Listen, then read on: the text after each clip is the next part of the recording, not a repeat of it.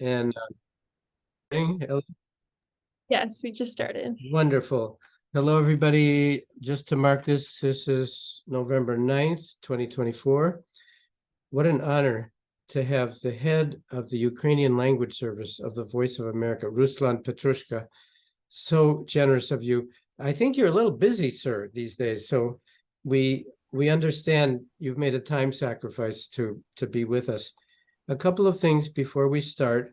Is Suneya Toylibi on the call? If so, we want to give her the mic. Yes, there she is. Okay. And I explained this to our speaker. We had a wonderful presentation of all places, Kazakhstan, which many of us only know as a concept. It's someplace in Central Asia that produces oil. You know, many of us went into this series knowing not much more than that.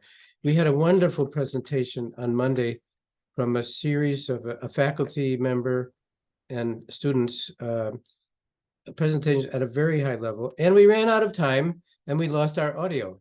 So with Mr. Petrychka's permission, we turned to Suneya Toldibi to give us her contribution. Each student, Ruslan, had a different aspect: history, culture, geopolitical matters, trade routes, the skillful ways that one creates independence, whereas before much of Europe, of course, was dependent on Russian oil and gas, and many countries, Bulgaria and Romania, I learned yesterday, are working very hard and very successfully to become independent. I met their two ambassadors yesterday. So Suneya, please take the mic and give us a wrap up plus your own observations of this fascinating country, Kazakhstan. Yes. Hello, everybody. Thank you very much for giving me the floor just shortly. Last time we didn't have enough time to finish, so I'll just share my. Is it possible to share the screen? Yes, let me make you a co-host. Yes. Okay, It thank you should very work much. now. And Ruslan, Ellie here is the one who makes these things happen. Yeah, I These see. sessions would not happen without our friendship from Ellie. Okay. That's very much appreciated. Yes. Okay, so Suleiman just a second. Demirel University. There are three big ones in Almaty. Yeah, And so they work in firstly, great collaboration. Sorry, Suneya, over to you. no, it's okay. It's just I have a little bit of internet connection problem, so the audio can be delayed. Okay. But yes, thank you. Okay. So last time we covered almost everything, but we stopped at one of the last but not the least crucial points is the higher education in Kazakhstan. So I'll just shortly provide you with information if you are interested in it. So our country places a strong emphasis on higher education as a vital part of its development. So admissions to university on a scholarship basis is highly competitive and is based on academic achievements and entrance exam called Unified National Test. So I want to highlight the importance of the scholarship basis because most of the time the tuition fees are very high and are not cannot be afforded by the students or their families. Therefore, government provides generous scholarships, such as, for example, as you have mentioned last time, Bolashak, or just the government scholarship grants and etc. So this is very much important for students and their families to cover the expenses for undergraduate, graduate schools, PhDs, and etc.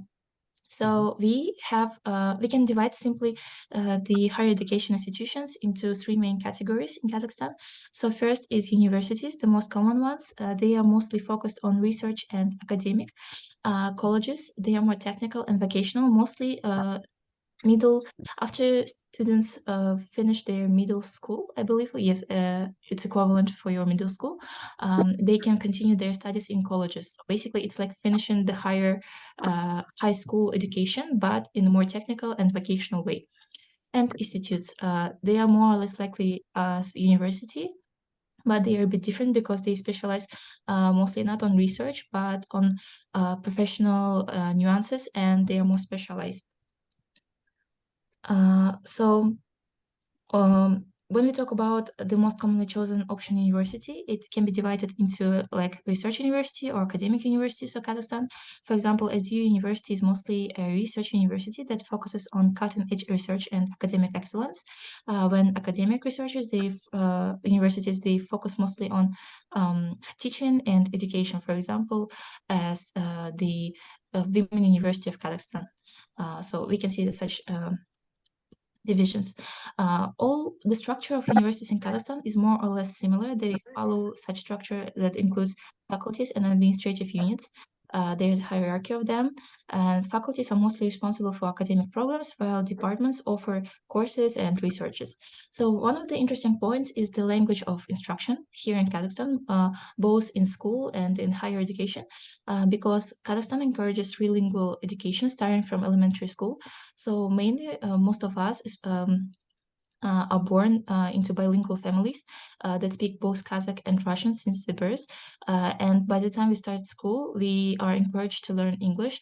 And nowadays, most of the universities transition to the English-based education in order to provide such kind of like international, to provide more international partnerships, student exchanges, and in general, just to like broaden the sphere of research collaboration. And as I have previously mentioned, there are a lot of research universities in Kazakhstan, and it's because research is a key component of universities in Kazakhstan that contribute to the country's scientific advancement. For example, in 2020, during the COVID pandemic, we faced such problems as the shortage of vaccine, and before they were like before innovative version came up, for example, from the US and Europe to Kazakhstan, by the time they were like transported, etc., we had to figure out our own ways. And that's when the medical universities research ones stepped into the game. And they basically came up with our own vaccine to battle the coronavirus that was called Kazvak, I believe. So we can see the importance of that. Moving on, I would like to discuss a little bit in detail our university that is called Suleiman Demirel University, but recently has been renamed to just the initials SDU University. Our university as well places a significant emphasis on innovation, research. We have a lot of research centers and laboratories, and most of the students of the faculties are encouraged to engage in research activities that contribute to advancement in various fields.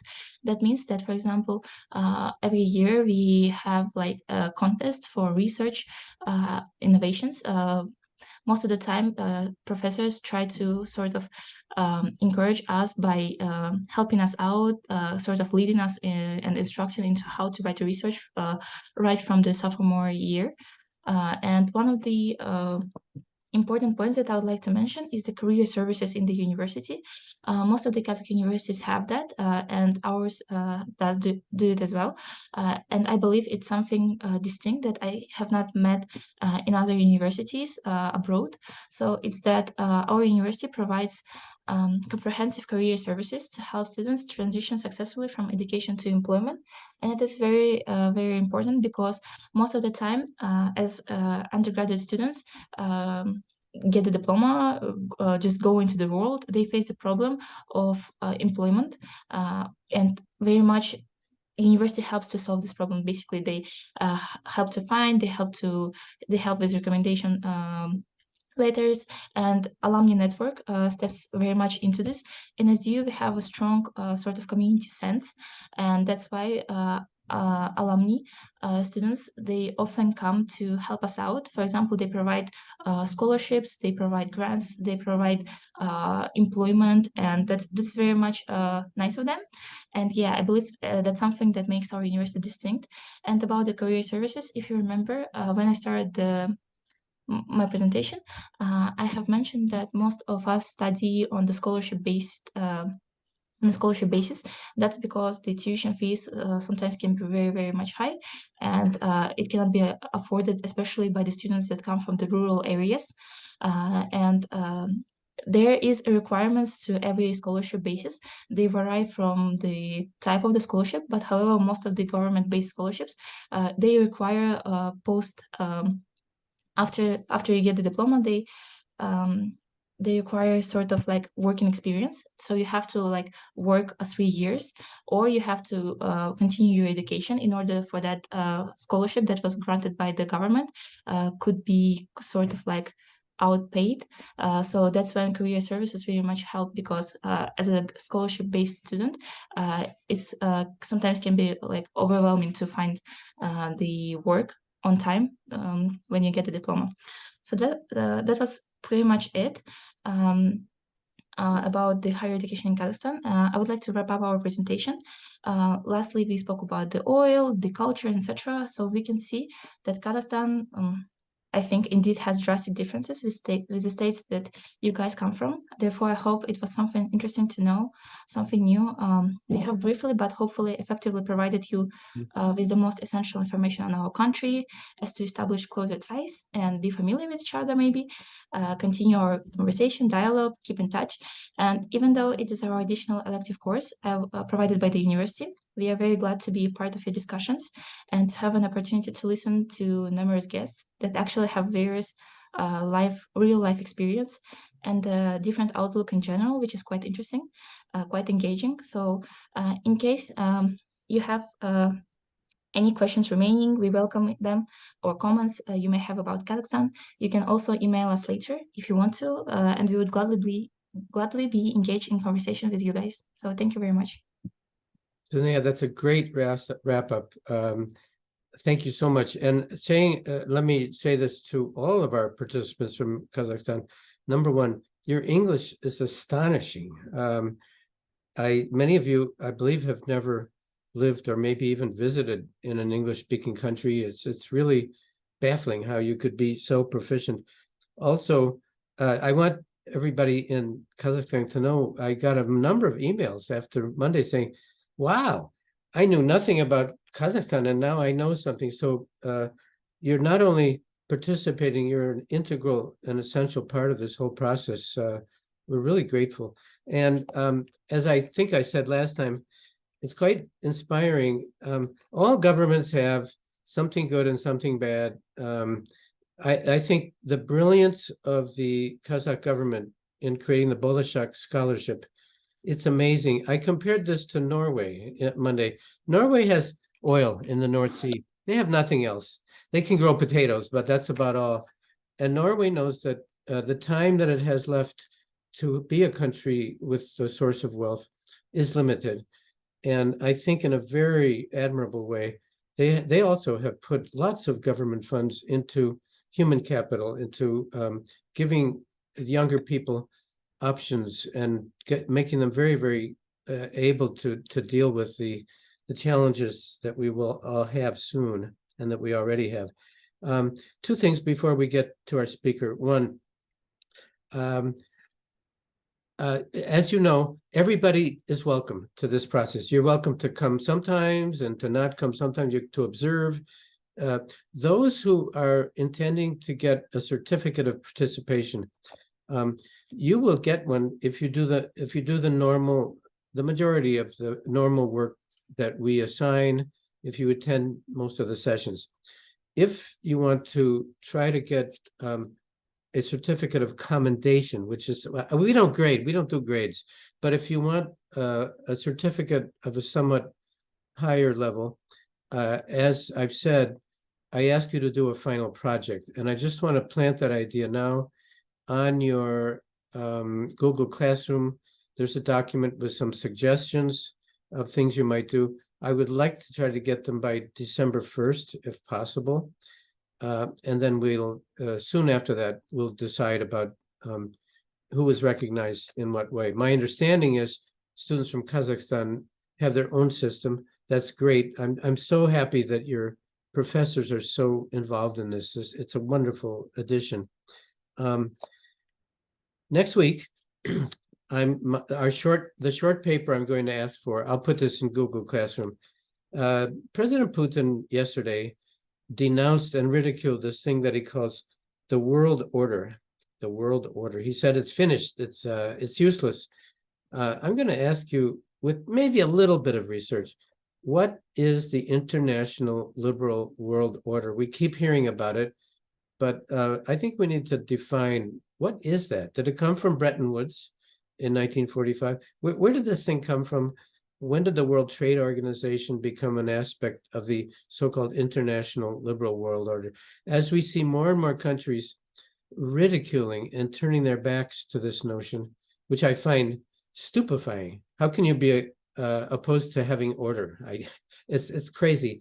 But because of Putin's comment, I think it's time to define, to get a sense of what this is. I'll put this in Google Classroom.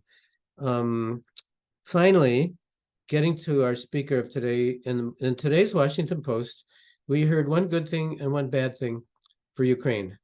Bad thing, the president of Slovakia has blocked, I think it was $47 million of military assistance. He has vetoed the process.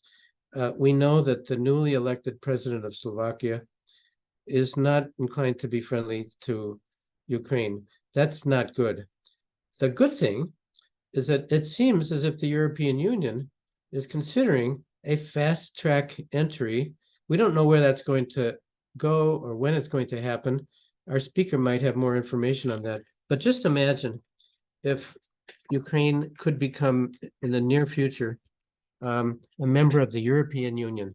I hand that to you, Ruslan, Petrychka, as a challenge. If you know anything about that, we'd love to hear it. But I think you're going to tell us also about the history and structure of Voice of America, and in particular, of the various language services. I am a great admirer of VOA. I'll just put it at that. Ruslan, Petrychka, over to you. Thanks. Thanks, Professor. And this is fascinating class. I'm really happy to be here. And before I venture to the world of VOA, I would like to build like a small bridge and use this opportunity as a reporter. Do we still have Ms. Sunelia on the call from Kazakhstan? Yes, I'm here. Hey, there is like Vladimir Putin is visiting Kazakhstan today. I was just wondering if you could give us a little bit view from inside. How is local media or covering this visit? What they are telling about the relations between Kazakhstan and Russia? And just maybe if you could spend a couple of minutes, what is the mood or attitudes inside the Kazakh people towards Russia, Ukraine, and war? And I think we can invite other people in Kazakhstan to address the same question. I would love to. Yeah. Is it okay, Professor? Sorry, Absolutely. I think it's a very sensitive question, and I've often wondered, but I've never dared to ask. Thank you for asking. Yeah, thank you very much for asking. So we can see that the situation is quite difficult, especially if we take into account the geopolitics. We are the closest neighbor to Russia from the Central Asian countries, so we basically share most of our north border. And as you know, Kazakhstan is a landlocked country, the largest landlocked country. So it pretty much affects the trade. As we are the transit state, we have to like elaborate on that. We don't have the seaports, and all our pipelines, etc. They come and go through Russia if we have the connection to Europe and etc. So taking into account that, if it's talk about the politics, as you know, Kazakhstan has the multi-vectoristic policy, foreign policy. So we basically try to keep in close contact and friendly relationship with all of the states.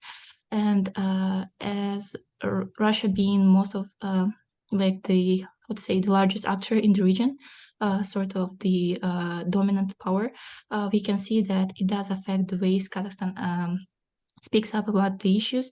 And but however, it does not mean that what is happening is accepted, because as we can see both by the government and the people, we can see them condemning the war in Ukraine. They have, both government and people have spoken up about that. I personally have seen the local protests and organized by the people, organized by the social activists that condemn that, because we can see that the innocent people's lives are being taken, and that is sole aggression on Russia's part. And I believe our president as well has spoken up about that. However, again, due to the difficult geopolitics and our position, it is not something that we can just like cut the ties off. So yes, we did impose sanctions that were also imposed by the European Union. However, these sanctions also affect us as like secondary sanctions. So this is a difficult situation. And like as international relations students, we often cover the war in Ukraine as a subject on our education as a topic. And we have previously, like even I believe last year, we have conducted sort of like models, like simulation models on how, for example, to solve. So like we tried to challenge our critical skills, critical thinking skills. And yes, so we can see that the general narrative is that this violence cannot be accepted anymore. This is not something, especially with our like history of being colonized by such states. We can see that the general public is very much how to say sensitive and sort of like aggressive because of such news, because we ourselves have suffered from colonization, and we know the prices that come with such actions. We know how it affects the history, how it affects the narrative, and how people are being silenced because of the balance of power and etc. Like unequal opportunities to speak up. So yes, I believe I answered your question, but if I missed up on something, you may re-ask. Sorry. Thank you so much. Anybody else from Kazakhstan?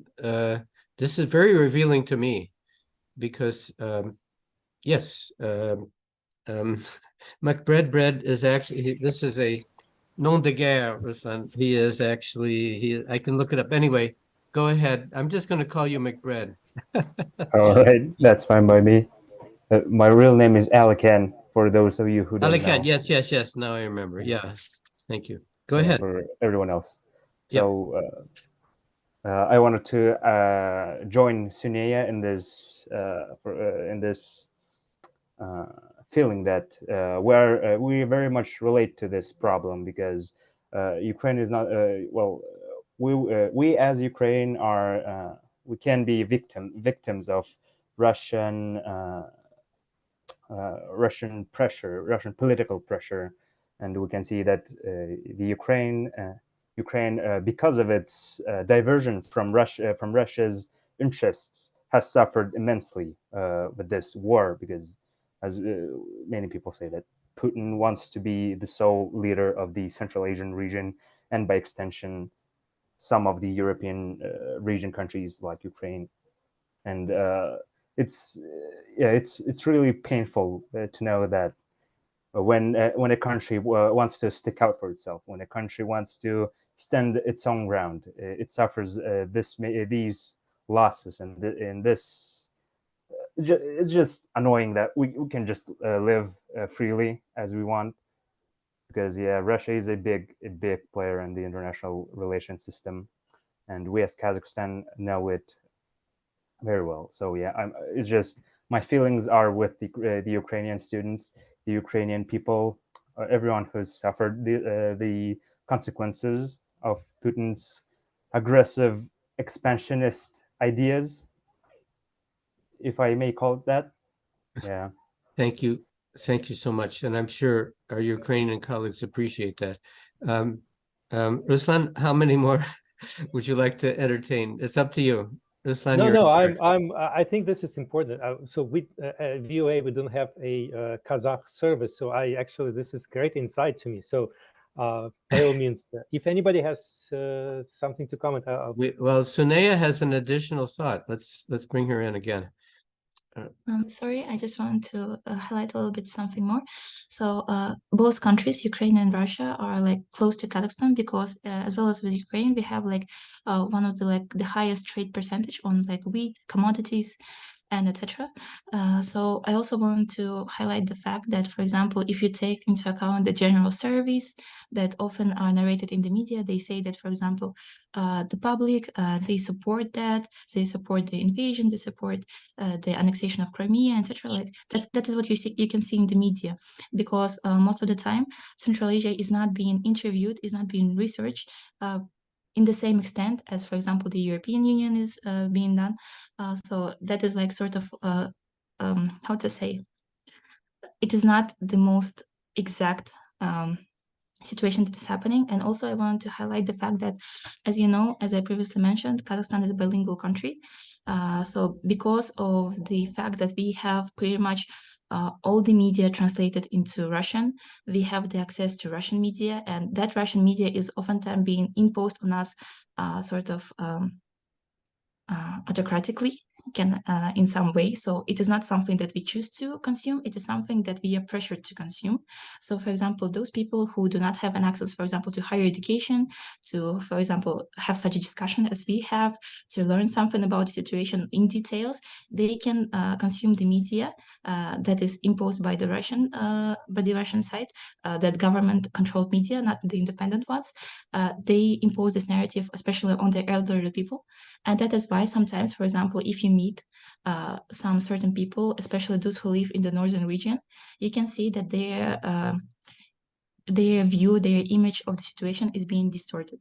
So that is important to highlight. And that is why, for example, recently there is a rise of more nationalistic sense movement in a positive way. Learning Kazakh language is much more encouraged than it was 20 years ago. And especially we can see that most of the people, especially the youth, they try to of course, the language is a culture, the language is an opportunity to learn, etc. But however, we could see that Kazakh culture suffered a little bit because of, for example, the stigmatization and how to say, yes, so sort of like prejudices that came from the Russian language into us, that we are uneducated, etc. And to kind of like solve this issue, to get back to the right track, it was a long process, and we can see that it kind of started. It became a catalyzer, yes, to this like positive nationalistic movement within the country. And you make the distinction between young and old people. We know that in areas of Ukraine populated by ethnic Russian individuals, we know that the older people tend to listen to RT and the younger people do not. So thank you so much. Ruslan, we have a response from a Ukrainian, Lisa Khodorovska. May we allow Lisa to add her comment? Definitely. Yeah. Yeah, thank you very much. I mean, I wanted just to add to the fact that you mentioned that there is, for example, no Voice of America Central Asian or Kazakhstan in particular, and someone who is non-Kazakh. But well, I'm lucky to have few Kazakh friends, and I know how proactive they are in their civil society and how proactive they are aiming not towards Russia, definitely, which is very inspiring for me. And then last week there was, I think there was Macron's visit to Kazakhstan, and Bloomberg wrote an article naming Kazakhstan Russian backyard, which was, and because I know some Kazakh students, particularly international relations students, I was just irritated by that. And the first thing I did, I texted to my friend that I know what you feel by now. And that brought me to the thought that usually I lack a lot any information about Central Asia. And if I find something even in English, that will be always like Carnegie Moscow or something. So even if it is in English, it's still written by, let's say, Russian analysts. Some of them consider it to be liberal or not. I mean, I don't care, but sometimes I want to have some alternative view. I want to hear about Central Asia from some alternative sources, but usually I end up still being in something that has some roots to Moscow, which I'm very sad for, because I know how proactive civil society in Kazakhstan in particular now, because I'm lucky to know some people from there, but I lack information which is not tied with Russia anyhow. But I know there are good media in Kazakhstan. Like, I think you guys have Vlast or something like that, but is it considered to be a good source or not? I'm not sure. Thank you. This is an amazing discussion. Let me say, this is being recorded, and if Ruslan, if the Ukrainian language service of VOA would like to use any of this material in their own broadcast, I would say they're very free to do so. If those who have spoken, if you believe that you would rather not be quoted, please let us know. Otherwise, Ruslan, this is material that you can use if you find it useful. Let's go to Ruslan now and get some background. Thank you. Thank you very much, and it's indeed a very fascinating discussion. The class is like amazing. Appreciate it. Oh, we knew that. Yeah. I would okay. Let me start with just introducing myself. So myself, my name is Ruslan Petrychka. I was born in Ukraine, raised in Ukraine, studied in Kyiv Mohyla Academy, finished the bachelor program of political science and master of journalism. Worked in Ukrainian media. I was hired here. Moved to US and was hired by Voice of America in 2008. Since then, I worked at Voice of America all the time on the positions of reporter, producer, editor, anchor, TV anchor, and now I'm head of chief of Voice of America Ukrainian service. I've been appointed 2 years ago. Before that, in between this all movements, I finished Georgetown MBA program in 2014. Graduated from there with MBA degree, which I cherish as my big accomplishment. I love this having an opportunity to study business in the American environment, and hopefully being able to implement some of these things here at my job at Voice of America. I'm sure most of you have heard Voice of America or listened or watched Voice of America before, or just have some knowledge. I would give a brief history about that because there is a lot of things that people do not know. And I encourage you, if you have any questions, please interrupt me, and through Professor Whitman, I will be glad to answer this question. This is, I like the open discussion, and we don't shy away from tough questions here. So Voice of America was launched by the US government in 1942. It was an answer to Nazi propaganda machine that started at that time. And it was evident at that point that by using commercial media, independent media organizations, it would be very, very difficult to combat orchestrated propaganda narratives that were coming from the Nazi government, German government at that time. And they decided to launch an answer. It was, if you look at this media, the programming that they would put out at that time, it would be pretty much, it would be looking as a government-sponsored and run media organization, the anti-propaganda, but through that was coming from the government. But since then, a lot of things have changed. Very soon, U.S. government has figured out that reporting in English to European countries was not very effective means of reaching population in Europe. So they decided to expand and launch language services. And the idea was to reach populations in Europe that were deprived of independent, high-quality media, and give them some alternative news and information that were not available at that time there. So in 47, Ukrainian language was launched. Even 1947, Ukraine was a part of Soviet Union, but the experts at VOA realized that there is a lot of sentiments towards democracy in this part of the world, and they wanted to reach Ukrainian people directly in Ukrainian language at that point. Now we have 48 language services at VOA. This number fluctuates.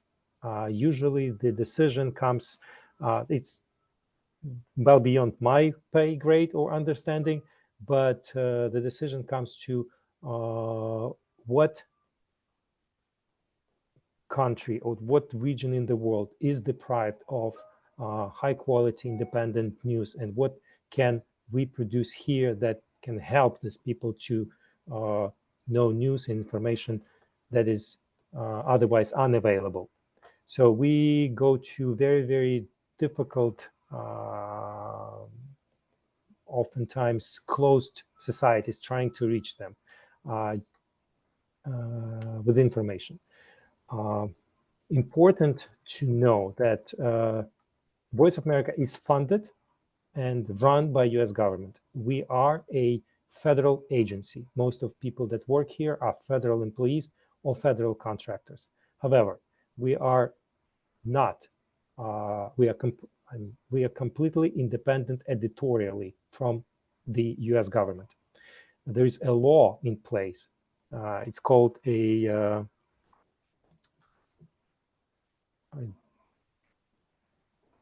I can't remember the full name, but it established a principle of firewall. It was adopted in 1994, and it prevents U.S. government, any part of U.S. government, either current administration or Congress or courts, to interfere with our reporting. To that extent that congressman or any official cannot walk into the building without being invited. It's not tolerated here. From my perspective, on my personal level, I have working here since 2008. I have not had any single instance of somebody beyond our organization telling us what to do or not, what not to do. And this is, for me, this is the biggest accomplishment that I have seen in my professional career. I have not seen such a freedom, independence in Ukraine, even in private organizations. I can add, I just looked it up, 1994, the U.S. International Broadcasting Act, which is the firewall. Yes. Yeah. Yeah, thank you so much. Yeah. And this is very important because since then we established a set of very, very strict and comprehensive editorial policies here at Voice of America. We have what we call the best practices guide, the big, thick book of rules that would regulate work of us as a journalist.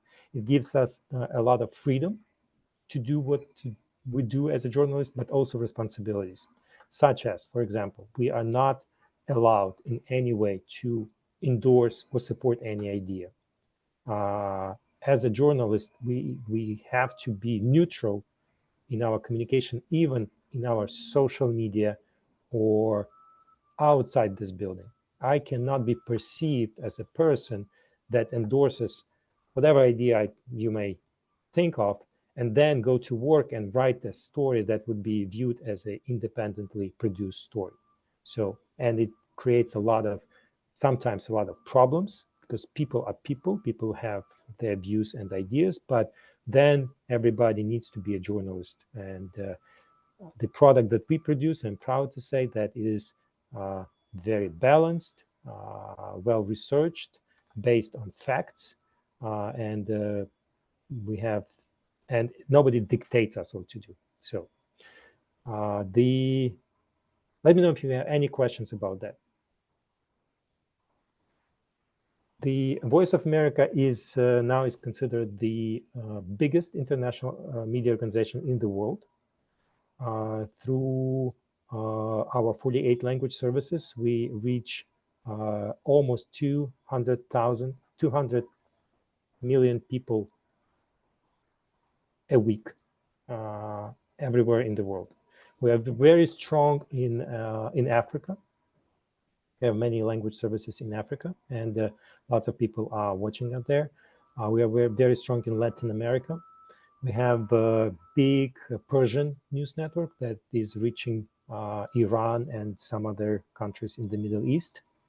We are trying to penetrate the firewall built up by Chinese government. And we have 2 language services that broadcast to China.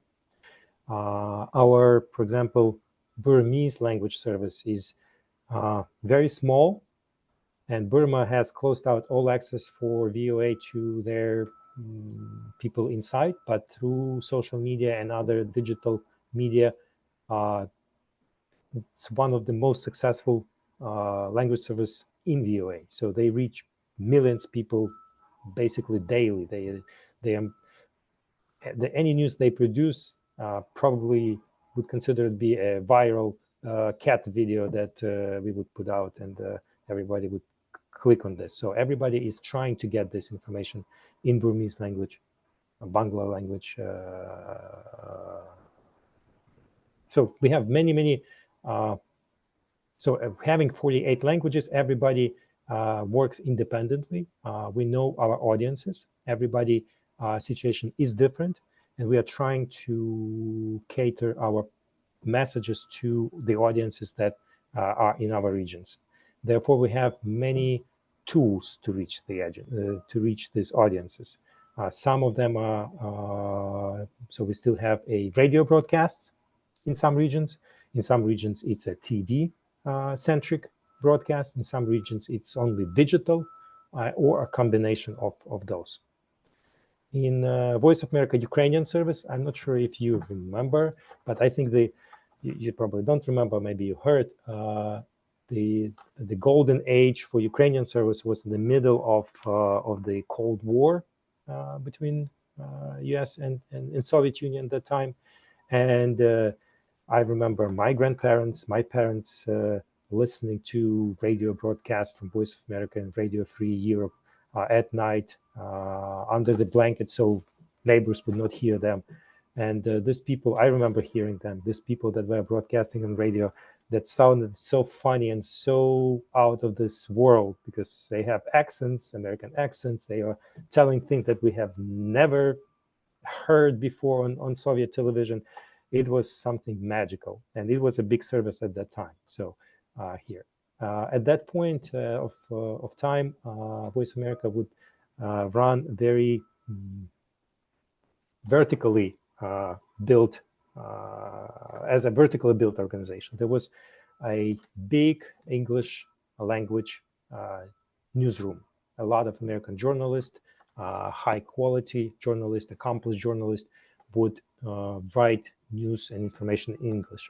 And then this news and information would be distributed among the language services for translation. And at that point, to work in the Ukrainian service, you did not need a journalistic education or something like that. A lot of them. People were hired based on their knowledge of language, because you have to know language. And at that point, there were not many recent immigrants from Ukraine. So they would hire people that were born in US, and they people that learned language with their families. And sometimes this language was very funny, very old style, but that gave very big charm to the broadcasts. Now the situation is different. Most of the product that we produce here in the Ukrainian language service is produced by our journalists here. We are providing a lot of news that we gather and materials that we gather in Ukraine or elsewhere to the central news, which is distributed then among other 48 language services around the world. But most of our journalists were born in Ukraine, got education in Ukraine and in the US, professional education as journalists on various platforms, and now employed here in the Washington bureau. We have expanded since the war started almost twofold. We have 30 people currently in staff here in Washington, D.C. We have several correspondents in New York, London, LA, and a network of independent reporters that we hire on a contract base in Ukraine that go to the war zone, to different areas, and provide original stories from Ukraine for us to broadcast. Our main mission as the journalists are to provide high quality, verified, independent, and balanced information and news on topics that concern Ukrainian people. And that's basically the whole thing. So we see what people want to know, and we try to get this to them. When the war started, we had huge interest spike to our programming. We launched additional half an hour TV news show a day, in addition to half an hour traditional news show that we had previously, just to satisfy the demand for information and be able to use all the news that we were able to gather at that moment. Ukrainians would so we go to Ukraine via a network of affiliate stations on television that rebroadcast our shows, or you can see us online on YouTube, Facebook, running live. You can tune in and ask questions, and we will answer.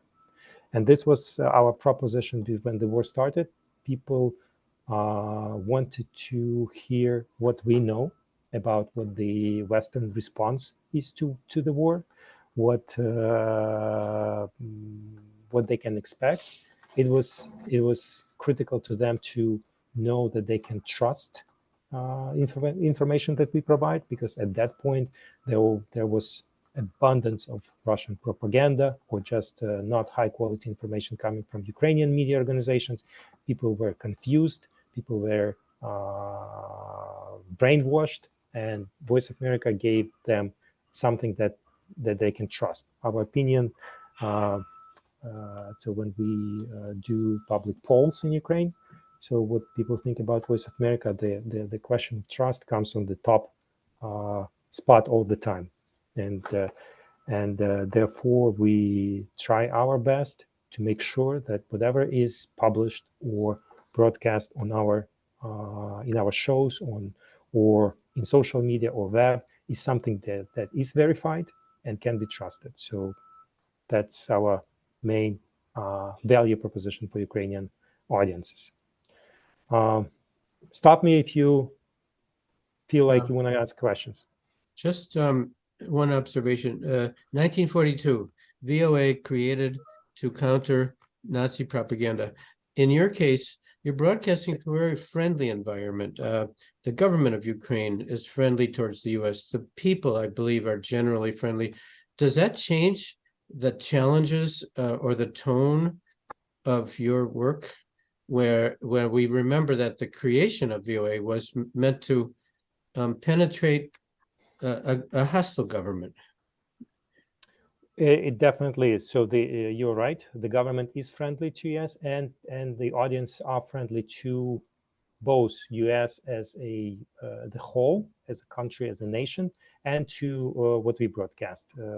We see a lot of positive responses when we broadcast, but the issue of propaganda has not disappeared, and this is something that is part of our mission to combat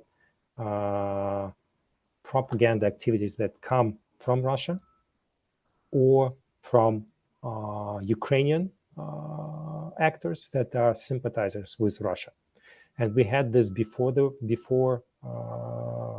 we have seen this before a lot. We have not been working in the friendly environment all the time throughout the recent history. But we were allowed to be on Ukrainian media market, even by the Yanukovych government, even when the things were not very, very bright for Ukraine in terms of democracy. They did not close us out. So it allowed us to monitor and see what Ukrainian mainstream media that have been controlled by either oligarchs or people that were close to Russia somehow, a lot of them, what they were telling, what was their narrative, and we were able to react to find either contradictions or just to verify what they were saying, or just provide completely independent coverage, and they would be forced to react to that. For example, anytime Ukrainian officials would visit Washington, D.C. with anything at that moment. Usually the coverage in Ukrainian media, I'm talking about the time when Yanukovych was in power, because it was the most challenging for us. Ukrainian media was very synchronized at that time. They, on paper, they were independent stations, but in practice, they were financed by oligarchs or were synchronized with the administration. And they would produce a very synchronized reports, basically hitting up same points and basically pricing or just avoiding, omitting some things. And we would go on air and tell what we have seen or what we know, interview people. And we were on air on live on Channel 5 at that point, which was one of top 10 TV channels in Ukraine. And nobody could stop us because it was live. Nobody could interfere with us. And frankly speaking, I don't think Yanukovych government knew what to do with us because they just allowed this to run. And they would, I know for sure, because we have contacts with their editors in different channels, they would somehow make sure that their messages does not divert too much from what we were saying. So they don't want to be this not true statements be so evident.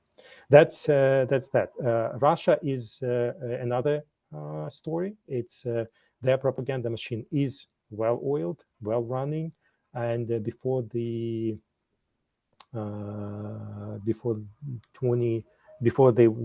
full scale invasion started, they were basically flooding Ukraine with things that were not true. Their tactics are pretty simple. They invested lots of money in producing high quality, visually appealing content in Russian language on all platforms that they could access: TV, social media, websites. People would engage with them. People like high quality products and visually appealing products. And social media algorithms would promote these stories. And then living in Ukraine, you would be, if you're interested in news in some way, anyway, you would definitely come across content produced in Russia. And Ukrainian media were not able to invest the same amount of money in the product, and could not counteract with that. So it was not so Russian narratives were winning in Ukraine at the time. Through the changes in the laws and some Russian networks were banned, some Russian broadcasts were banned in Ukraine. So now we see Russia has less impact through their traditional channels in Ukraine in terms of disseminating their disinformation. The biggest problem we see currently in Ukraine is lots of low quality information coming from bloggers or people wannabe bloggers or whoever has a loud voice. They just flood the scene with half truths or just trying to hype up the whatever they feel like bring them clicks and shares. And people usually become confused and disoriented with this flood of information. So we spend a lot of time here at Voice of America to just to step down a little bit, okay, what is the story here? What are the responsible parts of the story that needs to be covered? And then we present our reports either on TV or on social media with the story. So allowing people just to judge for themselves and if they want to, find this alternative information so they can rely on it. I see a lot of hands. Yes. May I ask you to? I don't know in what order the hands went up. Let's go to Lisa Khodorovska. Yeah, I'll be quick. I just wondering if not now probably, but before the war, did you have any Kyiv-based journalists or Ukraine soil-based journalists, or most of them are still in like DC and you tell things from there? Thank you. So we have a sister organization in our agency, Radio Free Europe, Radio Liberty. This is independent agency, but under one umbrella, and they operate in Ukraine as well. Their mission is a little bit different from Voice of America mission. They are based in Prague, and they have huge office in Kiev, and they are focused on the local news, information, events. We had several reporters in Ukraine, in Kiev, that were supplying us with some relevant information that we needed for our broadcast, but not more. When the war started, we, for different reasons, one reporter left Ukraine. She was basically, her family decided to leave Ukraine.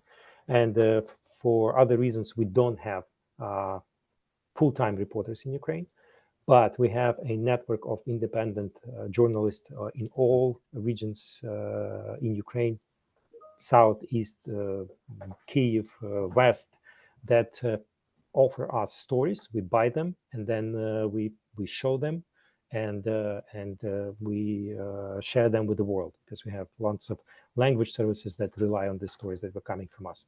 Mhm. Yeah, and I just wanted to quickly make a structure clear in my head. So I mean, I'm a big fan of Miroslava Gongadze, and I read all of Shidas. So, and I know that she's the head of Eastern European office. So I mean, Eastern European office unites all the offices from this different states, or is it different? I just want to make sure. Dan, this is you have great class. Like, these questions are right on spot. So Miroslava Gongadze is my former boss. She used to be she was a service chief at here at Washington D.C. When the war started, it was planned a little bit before, but when the war started, it was facilitated faster. She was assigned as an Eastern European bureau chief. There is no bureau yet, but there is chief. So she is a one-woman band, currently residing in Poland, and trying to provide coverage from Eastern Europe, including Ukraine, including Belarus, including Baltic states, including some countries that are in EU from Eastern Europe, for Voice of America Central News. So the idea is for her to produce a English language content that would be then used by Central News and translated to different language services and shared around the world about this region. Where it goes from now, I don't know. It may be we will create new structure with her in the head of this Eastern Bureau and Ukrainian service underneath, but for now it's not. So she is kind of trying to develop this interest to the region, and there is a lot of interest in the world to the region. So she's she has very exciting job, a very important job, but she's one woman band that is running herself basically for now. I guess if Ukraine is fast-tracked into the European Union, it's no longer Eastern Europe, right? Let's go to Volodymyr, and then we have a questioner in Kenya. We'd like to include them also, and after that to Maria Znamenok. Volodymyr, your comment? Yeah, good afternoon. Thank you for joining us. And I want to say that actually I'm familiar with your materials with the Voice of America, because I have YouTube channel with quite big audience, about 150,000 people. Congratulations. Thank you. And I use your material a lot. And I wanted to ask you, you mentioned the word balance in reference to the information, which should, how the information should look. You said like it should be balanced, but I don't quite understand what does it mean. Like, what does this word mean?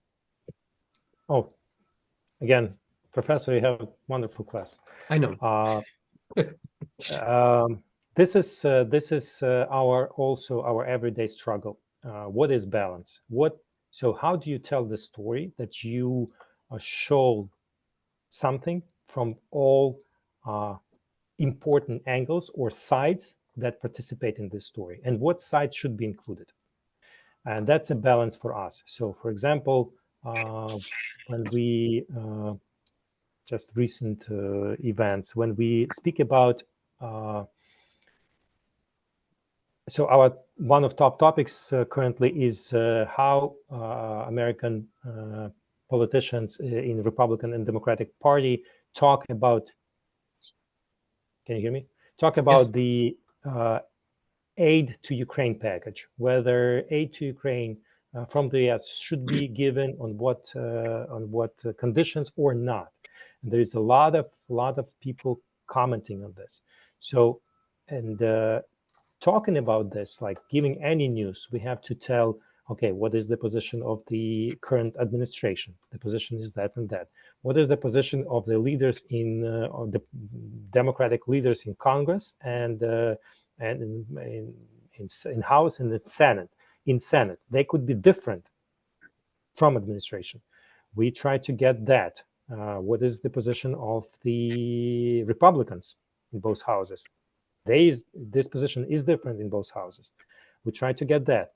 Then we see, does this tell the full story about what American government is considering in terms of aid to Ukraine? Then we get some experts on the matter. We try to get economists, we try to get politicians, and then we take a look whether this voice is responsible voice, or voice that gives the full story for the news or not. For example, I have it's recorded. I had chatted with my boss until 1 a.m. last night, whether or not we should or not interview one of the experts that is very, very active and vocal. And he's currently a professor of one of the top US universities that is very, very vocal on Ukraine aid. And he has views that, to my analysis, are very similar to views that Russian propaganda is pushing. They are like copy-pasted from narratives that I see coming from the Kremlin, that Ukraine is a failed state, that the war started because of the provocations from NATO, narratives that we can recognize as something that is not very responsible, I would say. And this is part of the tactics that Russian propagandists do. They use a little bit of truth, a lot of lie, or vice versa. They mix it together, they confuse people. So this position that this professor is broadcasting is kind of very, very confusing. Including this person into this conversation would probably give a platform for these narratives, or that I don't think are responsible, and would just distort the reasonable conversation about that. And my position was not to include him. My boss said that he thinks that he needs to be included. So far I'm winning. So we are not including this person, but we are including other sites that expressed views that have arguments, that do not mix this, have truth, have lies. And I believe this tells better story. And this is what we call balance. And we always struggle to find this balance, because it's very, very oftentimes we look at things very, very personal, and it's not a math or hard some equation, but we are trying. Mm-hmm. And American media, commercial American media, struggles with the same thing. Freedom of speech for all, including crazy people, including victims of other countries' propaganda. It's a real dilemma. I do want to bring in Kenya, if people will allow me to do that. We have a number of participants tuning in from the same email address. So it's not Peterson Waweru, but somebody in Nairobi has a question. You're on. Yes. Yes, we hear you. Good evening, Dan Weichman. I'm Peter Mbuva. Ah, hello, Peter. Okay, hello. A long time, but I'm doing on well. We're doing well. We're doing well. Excellent. Yeah. So Ruslan has done quite a wonderful presentation on the Voice of America. Actually, I'm a fan of listening to VOA, having narrated that from my dad, who listens every evening and very early in the morning. That said, I've just made an observation that VOA is quite authoritative in nature, in the sense that they are able to market their country. As he has mentioned, the quality of information is superb, and the people will believe. And even when I speak out of news heard from VOA, it's authoritative in a way that there is a lot of exactitude, and it's commendable for that. However, I find the same media has been used to project their country's foreign policy as compared to Africa, which has not picked. And they are clearly defined like International Convention on Civil Political Rights. There is that freedom given, and there should be no interference. But we find quite often in Africa, media has also been used by elites to actually suppress either the opposition to stay in power, and through even use of media censorship. How have they ensured and strengthened VOA to a level where there can be no interference? As he has mentioned, in Ukraine, it's very rare to see influence from the political class on what is being announced as news. Thank you so much. Thank you, Peter.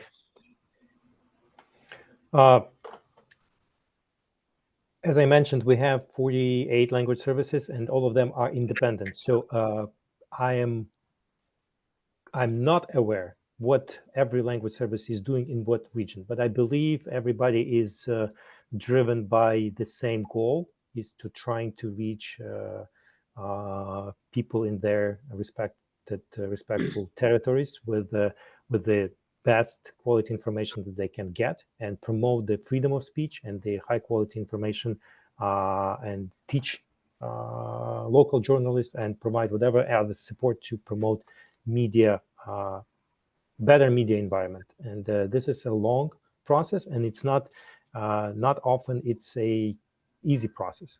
And I know that some language services do better job than others, and this is always a dynamics. I know that just little facts that, for example, some language services fail to do good job, or for whatever reasons. Since we are inviting currently hiring people directly from markets where we broadcast to, some people bring their I know traditions, some education, or some common views, understanding of what they used to see in their home countries. And one of our services, I don't want to name the names, was everybody was fired at some point for when the fact became evident that they were taking some small gifts and money compensations from officials that visited Washington, D.C. with some official delegations. And it was determined that the broadcast that they were produced was high quality and was up to our standards. But the fact that people would take money for whatever, or gifts from anybody, it was compromising our independence, and the decision was made to basically fire everybody and hire new people and establish better rules. In Africa, I know that our language services are very creative. For example, in Ukraine, we stick to like very, very high-profile political messaging or coverage, like breaking news or very important stories. In Africa, they provide a lot of educational content, a lot of entertainment content, some concerts or sports content, something that people don't have access to or would like to find. So again, everybody is different. Every language service decide for themselves the strategy and goals. We have official system of progressive use for all language services. We monitor their effectiveness, and then we decide whether the strategy is correct or not.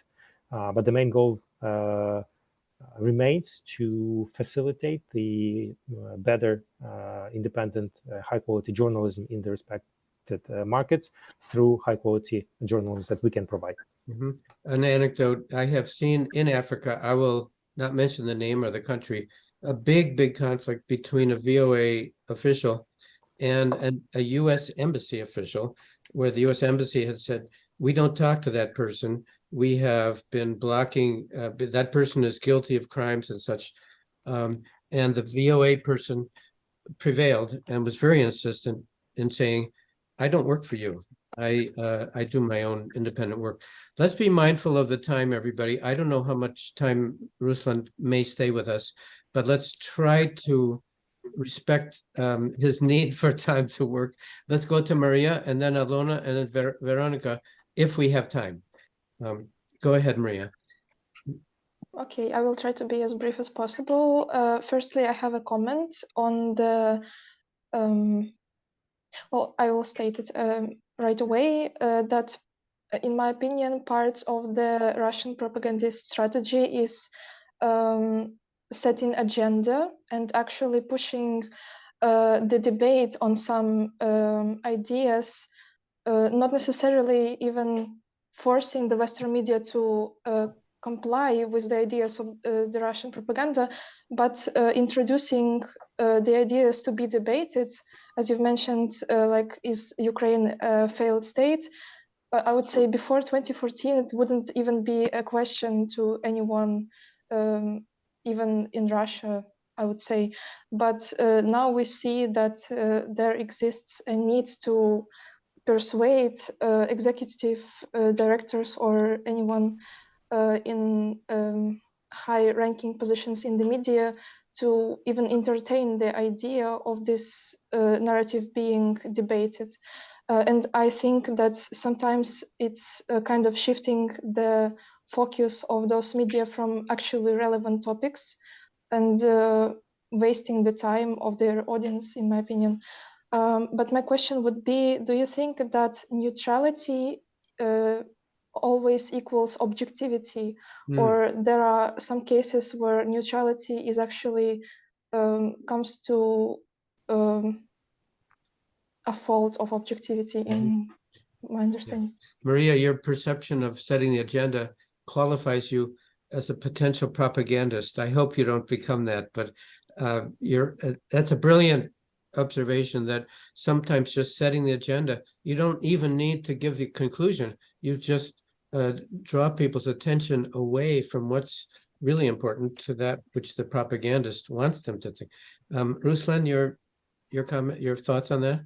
So on setting the agenda, it's a very deep comment, actually, because like seeing in Ukraine during the Kuchma government in early 2000s, people may remember this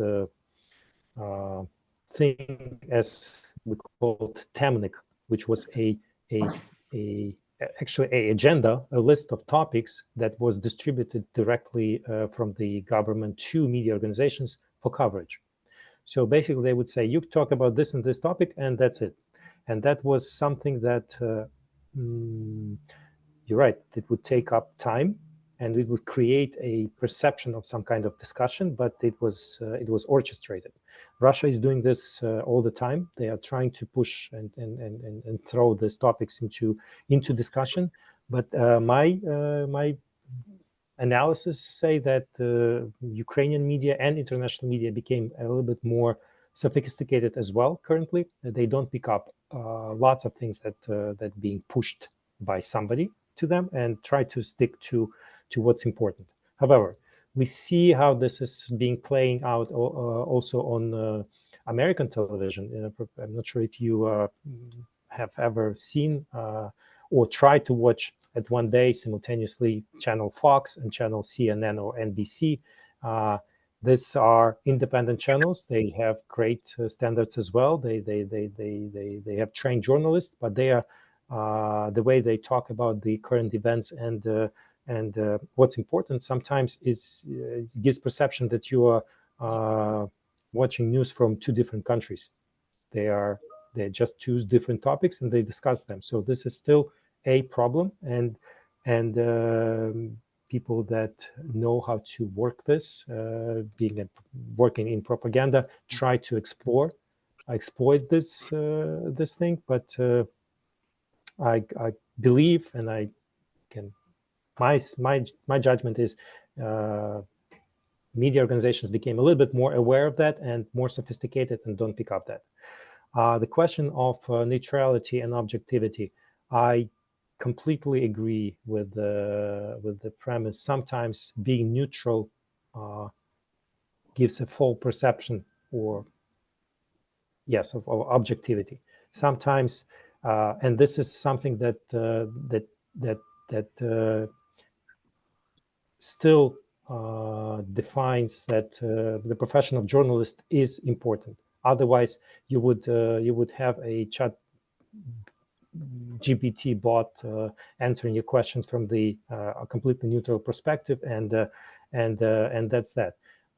Journalist has the obligation to find where this objectivity lies, and being neutral, it just for us means only to come out of our own perception as people, as person, come out over this conversation and make a decision.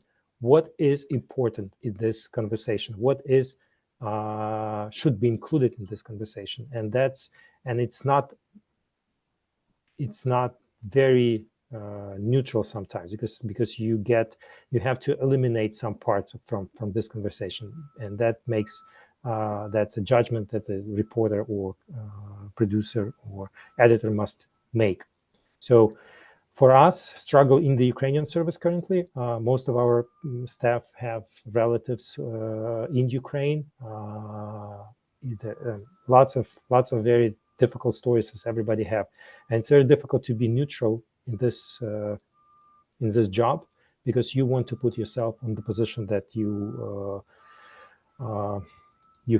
have feeling for Ukraine, for people in Ukraine, for your relatives, for your brothers that are in the army, and then but our job is to step out of these shoes and look at these things as if we were not from Ukraine.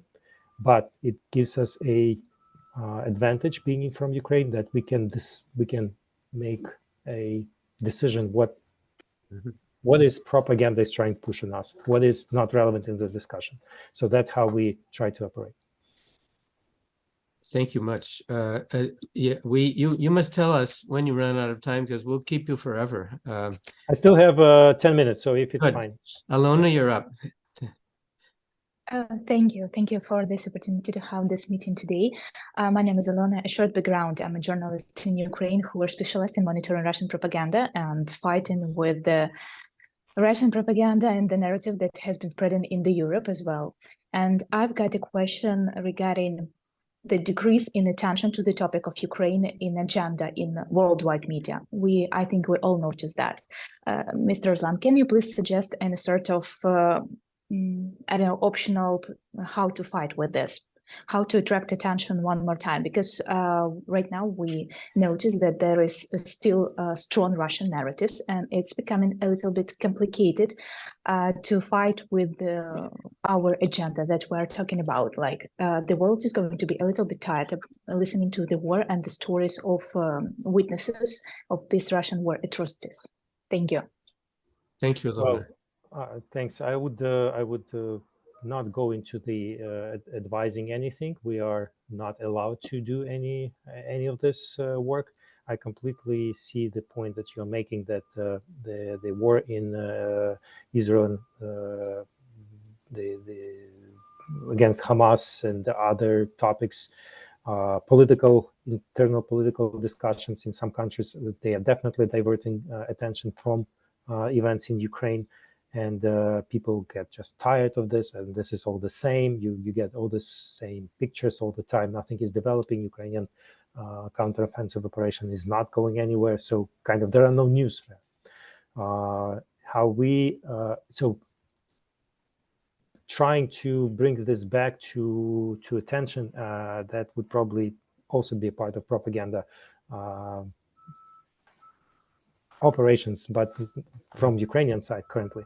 What we do, so what we found interesting currently, so we provide our other language services from other regions that broadcast outside Ukraine and in the world, something that they are interested in, and they are interested in now in human stories of people that had to leave Ukraine, work somewhere in Europe, children that cannot do proper schooling because of the war, some human stories of people that return to Ukraine and starting to do local small businesses, something like that. And we just and this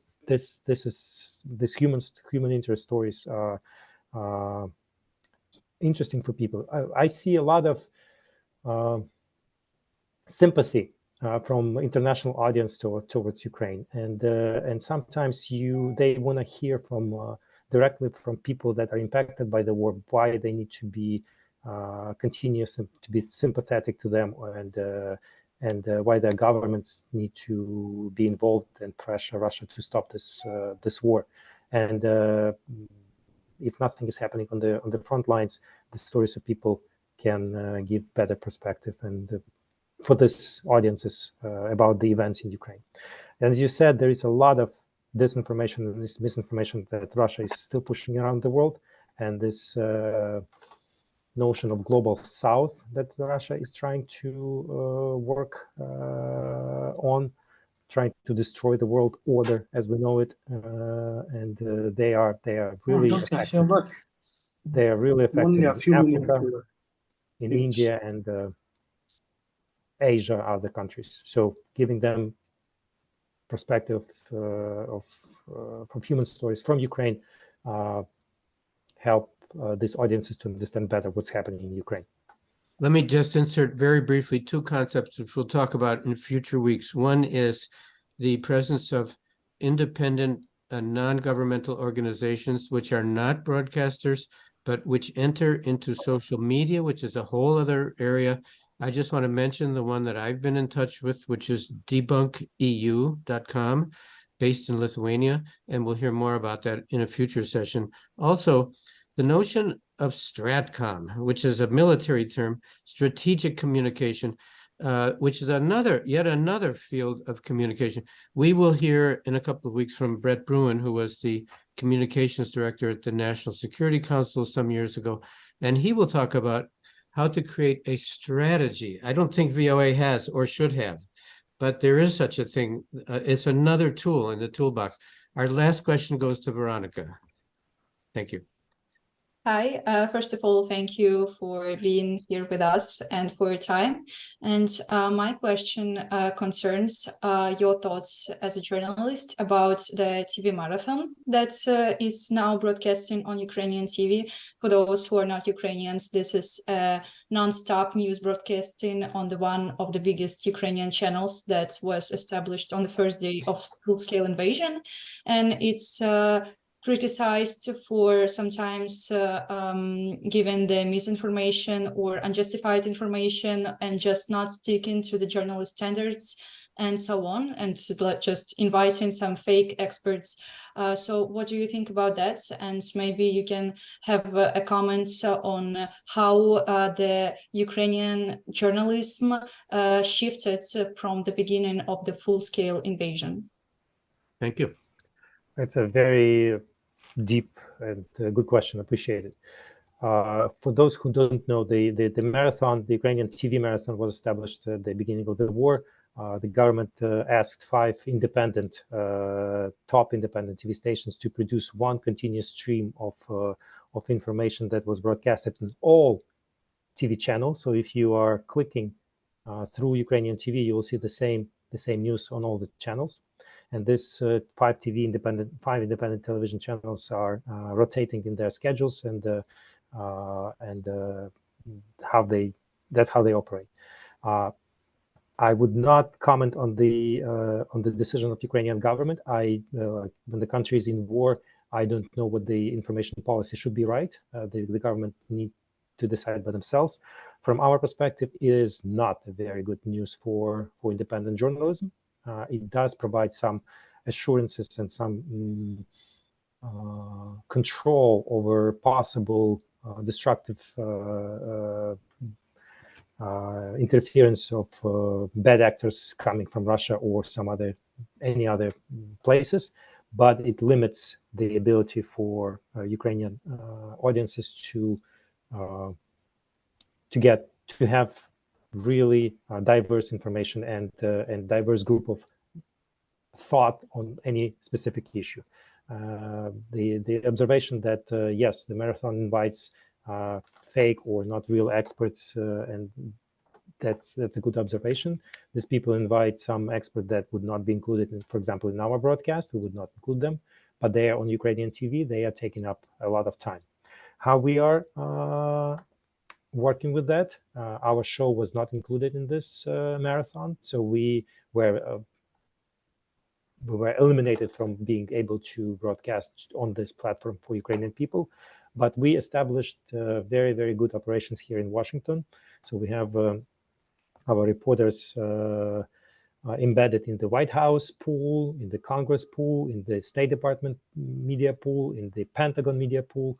And we have an ability to go inside the briefings and ask tough questions, interview people. And then we offer our reporters as independent reporters for this TV marathon to be included in the news. So editors of these TV channels would call us and say, hey, what's happening with the aid package in the White House? And say, okay, we have a reporter there. She's sitting right now in the White House, and she can provide all the information. The blog that we are producing for these channels is not scripted or edited by these channels. We're completely independent from their editorial policies, and that's how we go in and are able to report. Then it may transform into bigger conversation. They can ask us questions. We answer these questions. People can watch. That's how we kind of I think we're making this marathon a little bit better, but it's definitely not the way to go. I'm proud to say that we are on call with probably every editor in all TV channels that are including this TV marathon, and they are calling us. We cannot satisfy their demand for our reporters to go on their channel. They trust us. They don't limit us. They do not shy away of tough questions from our side. But in the general coverage on that channel, sometimes you definitely get very limited number of information, experts, and topics that are being discussed. This only increases the credibility of VOA, and I so much admire your work. 40 plus years ago, I was living in Brazzaville, in the People's Republic of the Congo. I was teaching English. There wasn't much to do in that town, and the Soviets had just invaded Afghanistan, so the two countries, U.S. and Soviet Union, were not friendly at all. But I was not an American official. Having nothing much to do, I went to the Pushkin Institute to get some Russian lessons. Why not? There's nothing else. And they were very friendly to me. Sure. After class one day, and mind you, Cold War, invasion of Afghanistan, an American at the Pushkin Institute. After class one day in the courtyard, I asked the director of the institute, I had no interest in Russian propaganda, but I did have an interest in Russian language. And in the shortwave days, I didn't know the frequency for Radio Moscow. So I asked him, there were 40 people there. I said, what's the frequency? He said, I wouldn't know. I listen only to the Voice of America. Well, I offer that to you, Ruslan, as I love that anecdote, and it really did happen. Your professionalism, your willingness to spend time with us, we appreciate it so much. And I think, Ruslan did say earlier, if you want to be in touch, please do so. I'm even more impressed, as I think he was, with the quality of our own student participation. We've heard from one who is herself a journalist. I think we're really putting this to great use, and Ruslan's contribution here is a major one. So we all thank you, and we expect to be in touch with you in the future. Thanks, Ruslan. Appreciate it, and my pleasure. Thank you. Thanks.